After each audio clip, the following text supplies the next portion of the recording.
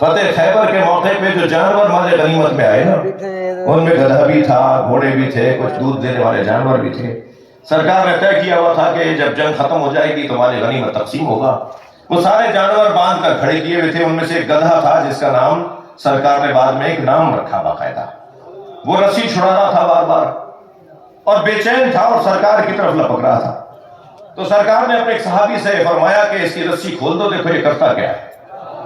جب اس کی رسی کھولی تو وہ دوڑتا ہوا آیا اور نبی کے پیروں کا بوسہ دیا، اور اس نے کچھ نبی سے کہا جو نبی سمجھے، اور نبی نے یہ فرمایا کہ یہ کہہ رہا ہے کہ میرے آباء و اجداد کی پشت پر کوئی نہ کوئی نبی یا وصی نبی بیٹھا ہے، یا رسول اللہ کچھ دیر کے لیے میرے اوپر سواری کر لیجئے تاکہ جو میری ہسٹری ہے، میری تاریخ ہے، وہ تاریخ دہرا دی جائے۔ سرکار نے کچھ لمحوں کے لیے اس پہ سواری فرمائی اور فرمایا آج کے بعد یہ میرا ہے، اور سرکار نے اس کا نام یافور رکھ دیا۔ کیا؟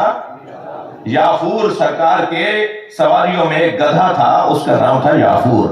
نبی کے بیٹھنے کی برکت سے اتنا سمجھدار ہو گیا تھا کہ اس کی پشت پہ اگر کوئی سامان رکھ کے سرکار فرماتے تھے فلاں صحابی کو دے کر آ جاؤ تو یہ اسی کو دے کے آتا تھا، اور اگر سرکار فرماتے تھے کہ فلاں کو بلا کر لے آؤ تو یہ اسی کے دروازے پہ جا کے آواز لگاتا تھا جسے نبی نے بلایا ہوتا تھا۔ اگر ناراض نہ ہو، خفا نہ ہو اور دیر نہ ہو رہی ہو تو ایک جملہ کہہ دوں، جو نبی کی بات کو سمجھے میں اسے گدھا کیسے کہوں،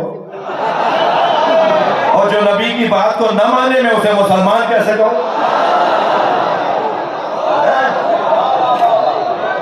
سرکار صلوات پڑھ لیں محمد و آل محمد۔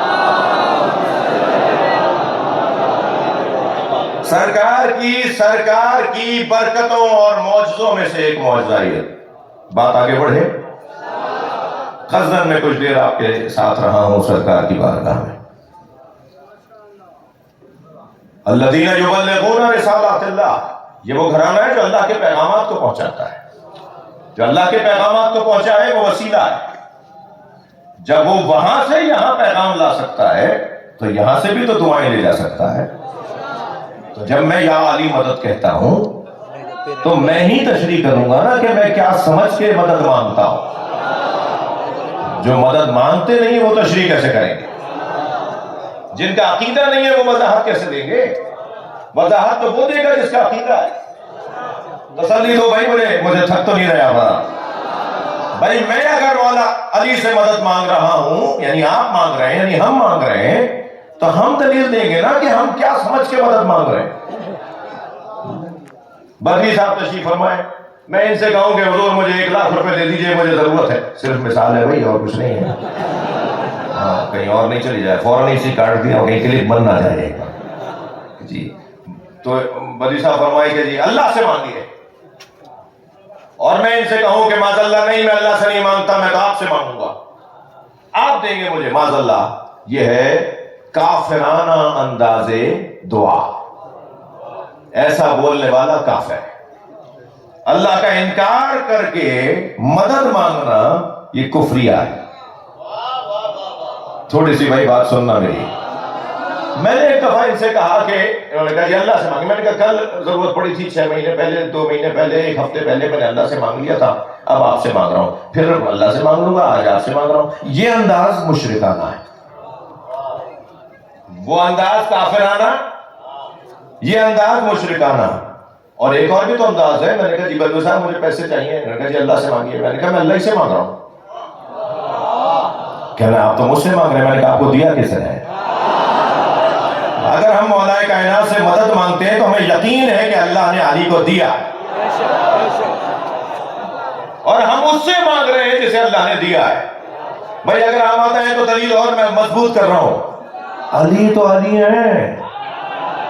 قرآن سورہ مبارکہ بقرہ کے پہلی آیتوں میں کہہ رہا ہے مما رزقناہم ینفقون، صاحبان تقویٰ کی نشانی یہ ہے، اللہ کہہ رہا ہے متقیوں کی علامت یہ ہے کہ ہم انہیں دیتے ہیں وہ بانٹ دیتے ہیں۔ تو ہمیں تو شہباز قلندر بھی دیتے ہیں،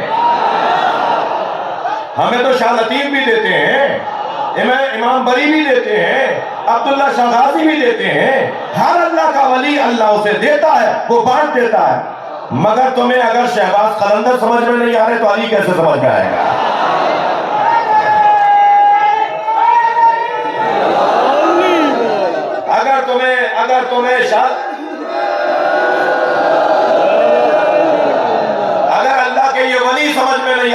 ولیوں کا ولی کیسے سمجھ میں آئے گا؟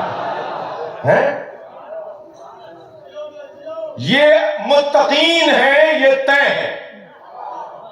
یہ جن ہستیوں کا میں نے نام لیا ہے یہ متقین ہے، یہ طے ہے. ایسا ہی ہے نا؟ تو متقیوں کی تو نشانی یہ ہے کہ متقیوں کو اللہ کہہ رہا ہے میں دیتا ہوں، وہ بانٹ دیتے. ایسا ہی ہے. میں تو امام المتقین کی بات کر رہا تھا.